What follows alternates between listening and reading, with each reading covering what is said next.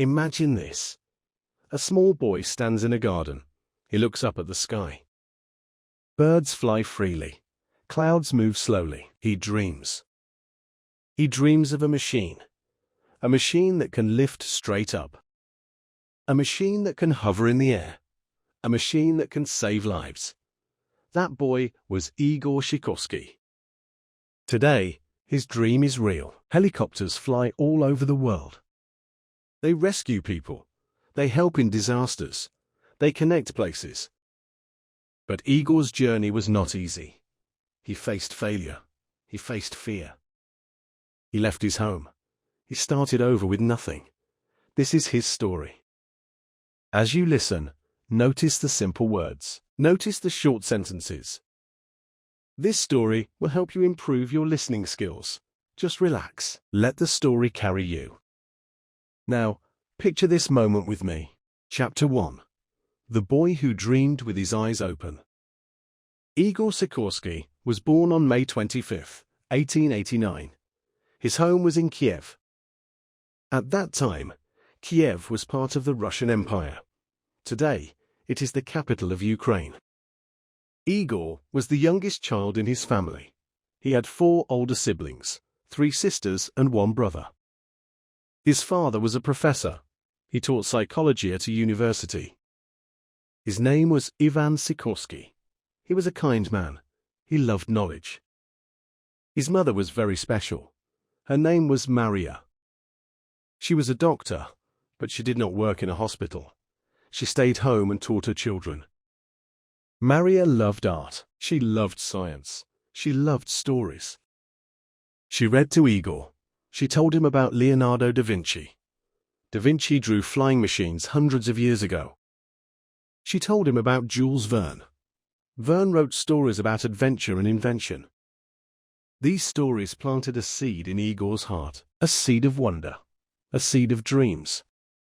When Igor was 11 years old, he traveled with his father. They went to Germany. It was a big trip for a young boy. There, Igor saw new things. He heard about aviation. Aviation means flying machines, planes, airships, and new ideas. His mind began to race. Could people really fly? Could I build something that flies? He returned home, but he was not the same boy. He had a new passion. At age 12, Igor did something amazing. He built a small helicopter. It was a model. It used rubber bands for power. He wound the rubber bands tight. Then he let go. And it lifted off the ground. For a few seconds, his tiny machine flew. Igor's heart jumped with joy. He felt it, the feeling of creation, the feeling of possibility. But that small success was just the beginning. The real journey was still ahead. Think about this. What dream did you have as a child? Did you ever build something? Did you ever imagine creating something new? Hold that feeling. We will come back to it. As you listen, you are learning English. You are hearing new words, words like passion, possibility, creation. Don't worry if you don't know them all. Just listen. Your mind will learn. Igor's childhood was warm. His home was full of books, full of ideas, full of love. His parents supported his curiosity. They did not say, "Stop dreaming." They said, "Keep learning." This support was a gift that would help him through hard times later. But even with support, dreams are not easy. Dreams need work. Dreams need courage. Dreams need time. Igor was about to learn that lesson. Chapter 2. When Your First Wings Break. Igor grew older. He studied hard. He went to school. He learned math. He learned science. He learned engineering. Engineering is about building things, making ideas real. He still dreamed of helicopters. But he knew something important. The technology was not ready. Engines were too heavy. Materials were too weak. Money was hard to find. So Igor made a brave decision. He would try to build airplanes first, fixed-wing aircraft, planes that need a runway to take off. He built his first plane. He called it the S-1. He worked day and night. He used his savings. He asked for help. The S-1 was ready for flight. Igor felt hope. He felt excitement. But the engine was too weak. The plane could not fly. It failed. Imagine that feeling. You work so hard. You believe in your idea. You try. And it does not work. Many people would stop there. Many people would give up. But not Igor. He learned from the failure. He made changes. He built a new plane, the S-2. This time, it worked. The S-2 flew. That first success was sweet. But Igor did not celebrate for long. He kept working. He kept improving. He built the S-3, then the S-4, then the S-5. The S-5 was special. It flew well. It won attention. People noticed Igor Sikorsky. He earned his pilot's license, number 64. He was only 23 years old. In 1912, he entered a competition, a military competition in St. Petersburg. He flew his S-6A. It won first prize. Igor Sikorsky was no longer just a dreamer. He was a designer, a builder, a pilot. His success opened a new door. He was invited to lead the aviation division at a big factory, the Russian Baltic Railroad Car Works. This was a huge opportunity. Igor said yes. Now he had resources. Now he had a team. Now he could dream bigger. And he did. He began to imagine a new kind of aeroplane, an aeroplane with more than one engine. Most planes at that time had only one engine. If that engine failed, the plane crashed. Igor asked a simple question. What if a plane could keep flying, even if one engine stopped?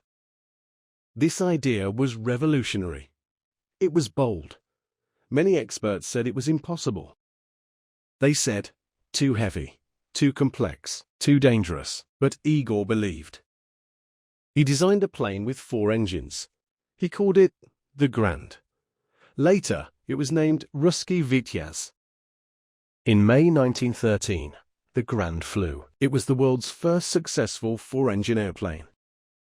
Picture this moment. A huge aircraft, 4 engines humming. It lifted into the sky. It carried people. It had an enclosed cabin, upholstered chairs, and even a small balcony outside. People were amazed. Newspapers wrote about it. Igor Sikorsky became famous. He did not stop. He designed an even bigger plane, the Ilya Muromets, named after a legendary Russian hero. The Ilya Muromets was magnificent. It could fly long distances. It could carry passengers. When World War I began, Igor redesigned it as a bomber. Over 70 were built. They served in the war. Igor also invented something very important, an automatic control device. If one engine failed, this device helped the pilot keep control. It used tail surfaces to balance the plane. This invention saved lives. It made flying safer for everyone. At this time, Igor's life seemed perfect. He had success. He had respect. He had a bright future in Russia.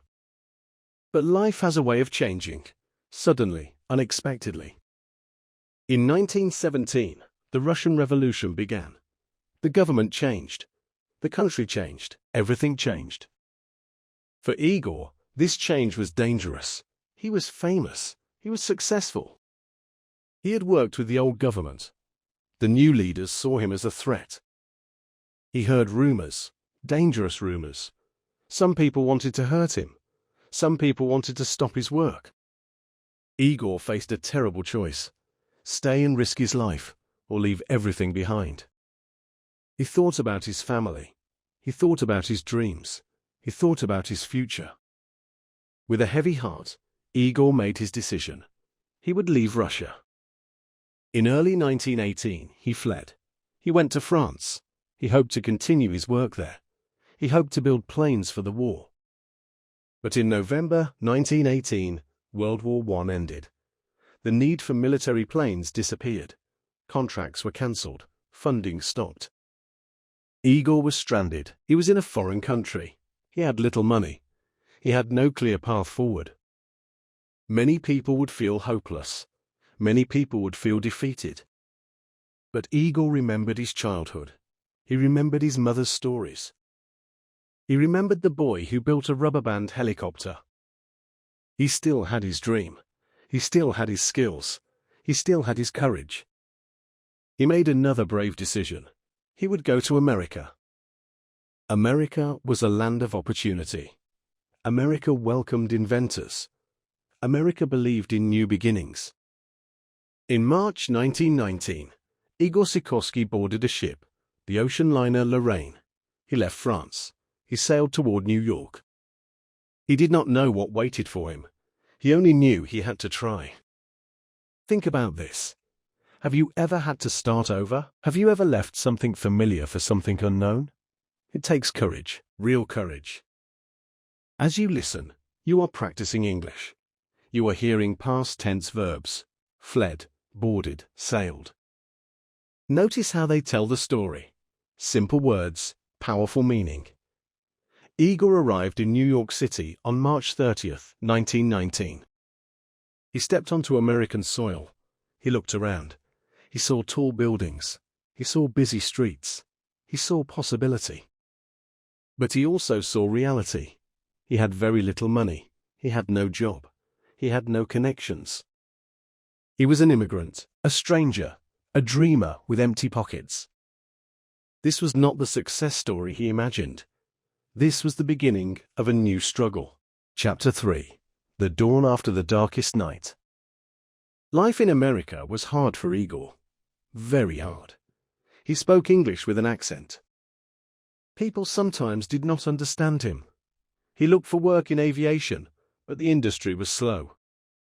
After the war, many companies closed. Many pilots were out of work. Igor needed to eat. He needed a place to sleep. He needed to survive. So he did what he could. He became a teacher. He taught mathematics. He taught science. He spoke to groups of Russian immigrants. He shared his knowledge. These lectures gave him a little money, enough for food, enough for a small room. But Igor never stopped dreaming. At night after teaching, he would sit at a small table. He would take out his notebooks. He would draw. He would write. He would plan. He still believed in helicopters. He still believed in flight. He remembered the words of Thomas Edison. Edison said, "Genius is 1% inspiration and 99% perspiration." Igor understood. Dreams need work. Dreams need patience. Dreams need persistence. In 1923, something changed. A group of Igor's friends came together. They were also Russian immigrants.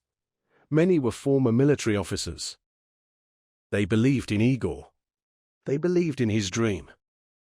They pooled their savings. They raised a small amount of money. Not much, but enough to start. With this support, Igor founded a company. He called it Sikorsky Aero Engineering Corporation. The location was humble, a chicken farm on Long Island, near Roosevelt Field. Picture this: a man who designed giant four-engine airplanes working on a chicken farm, building his dream among feathers and noise. But Igor did not care about the setting. He cared about the work. His first American plane was the S-29A. The A stood for America. It was a twin-engine aircraft, all metal. It could carry passengers. It was a success, not a huge success, but a start. This small success attracted attention. One very special person noticed Igor's work: Sergei Rachmaninoff, the famous composer. Rachmaninoff was also a Russian immigrant. He understood struggle. He understood starting over. He believed in Igor's talent. He wrote a check, $5,000, a large sum in 1923. This money gave Igor breathing room. It allowed him to keep working. It allowed him to keep trying. Igor became a United States citizen in 1928. America was now his home, his new country, his new beginning. With stability came growth. Igor's company moved. It grew. It changed its name to Sikorsky Manufacturing Company. Later, it became part of a larger corporation. Igor designed new planes, the S-38, a twin-engine amphibian. It could land on water or land. Pan American Airways used these planes. They flew routes to Central and South America. Then came the flying clippers, the S-40, the S-42, and the S-44. These were magnificent flying boats. They crossed oceans. They carried passengers across the Atlantic and the Pacific. They connected the world. For the first time, people could travel long distances by air, comfortably and safely. Igor Sikorsky was successful again. He was respected again. He had a company. He had a team. He had a future. But in his heart, one dream remained: the helicopter. He never forgot. He never stopped. In his notebooks, he kept drawing. He kept writing. He kept thinking. He knew the technology was improving. Engines were lighter. Materials were stronger. Knowledge was deeper. The time was coming. The dream was getting closer. Think about this. What dream have you kept alive, even when life got hard? What idea do you return to again and again? Hold that thought. Igor did. As you listen, you are learning English. You are hearing words about perseverance, persistence, patience, determination. These words describe Igor's journey. They can describe your journey too. The years passed. The 1930s arrived. The world changed again. New challenges, new opportunities. Igor was now 50 years old. Most people would slow down. Most people would enjoy their success. But Igor had one more mountain to climb. In 1938, he made a decision. He would return to helicopters. Seriously, fully. He gathered his team. He shared his ideas. He showed his notebooks, years of thinking, years of planning. They began to build a new machine, the VS-300. This was not a toy. This was not a model. This was a real helicopter, designed to fly, designed to work. They worked day and night. They tested, they adjusted, they improved. Finally, in 1939, the VS-300 was ready. Igor himself would pilot the first flight. He was 50 years old, a grandfather, a successful businessman. But in that moment, he was the boy from Kiev again, the boy with a rubber band helicopter.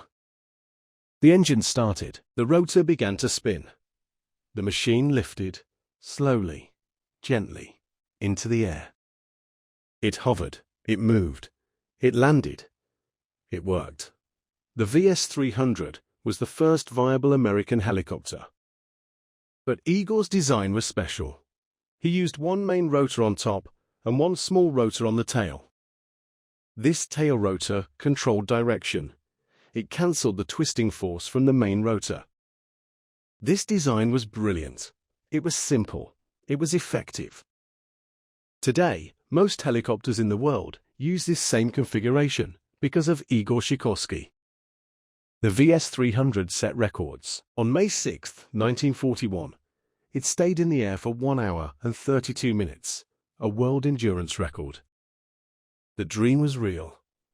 But Igor did not stop. He improved the design. He created the R-4. In 1942, the R-4 became the world's first mass-produced helicopter. World War II was happening. Helicopters were needed. They could rescue pilots. They could carry supplies. They could save lives. The US Army bought more than 400 Sikorsky helicopters.